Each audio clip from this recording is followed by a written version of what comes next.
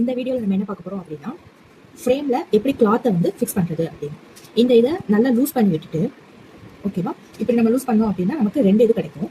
இதுல பிளைனா இருக்கிறது, எந்த இதுவுமே இல்லாம பிளைனா இருக்கிறது, ஸ்க்ரூ எதுவுமே இல்லாம பிளைனா ரிங் மட்டும் இருக்கும். இந்த ரிங்கு மேல இந்த ரிங்கை கீழே வச்சுட்டு கிளாத் எடுத்து அது மேல விரிச்சுக்கணும்.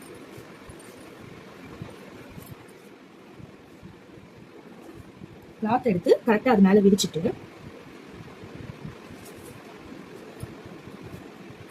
அதுக்கப்புறம் இந்த ரிங் இருக்கிற இந்த நட்டு இருக்கிற ரிங்கை வந்து இது மேல ஃபிக்ஸ் பண்ணி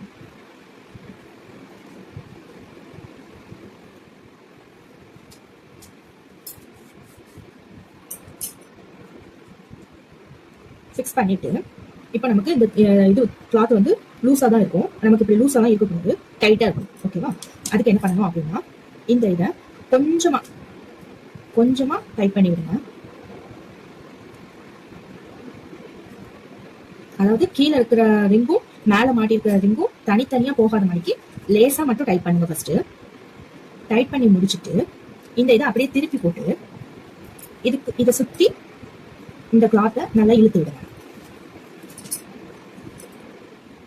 இந்த கிளாத்தை இப்படியே நல்லா டைட்டா இழுத்தோம் அப்படின்னா உள்ள இருக்கிற சுருக்கம் எல்லாம் வெளியே வந்துடும். பாருங்க, உள்ளுக்குள்ள எவ்வளவு துணி தூக்கிட்டு இருக்குன்னு தெரியுதா? இப்போ நம்ம இப்படி டைட் பண்ணோம் அப்படின்னா உள்ள இருக்கிற துணி எல்லாம் வெளியே வந்துடும்.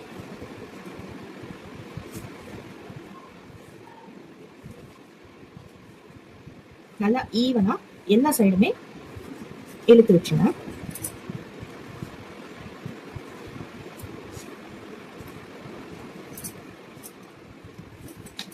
நல்லா ஈவனா எல்லா சைடுமே இழுத்து முடிச்சுட்டு,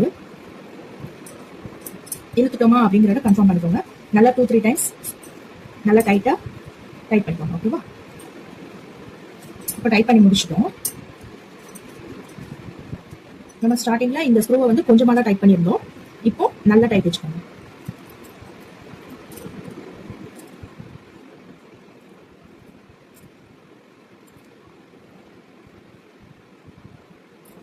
நல்லா டைட் வச்சுட்டு திருப்பி ஒரு வாட்டி கரெக்டாக ஃபிக்ஸ் ஆயிருக்கா அப்படிங்கிறத செக் பண்ணிக்கோங்க.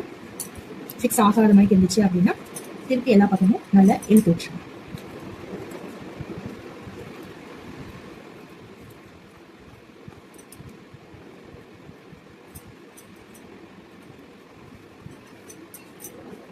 இழுத்து விட்டுட்டு இப்படி தட்டி பார்த்தோம் அப்படின்னா ட்ரம்ஸ்ல சவுண்ட் வந்த மாதிரி சவுண்ட் வரும். ஓகேவா, டக்கு டக்குன்னு சவுண்ட் வரும். கிளாத் எங்கேயுமே லூஸா இருக்காது, நல்லா ஃபிளாட்டா இருக்கும். ஓகேவா, இப்படி இருந்துச்சு அப்படின்னா இது வந்து நம்ம எம்ப்ராய்டரி பண்றதுக்கு ரெடி ஆயிட்டுன்னு அர்த்தம்.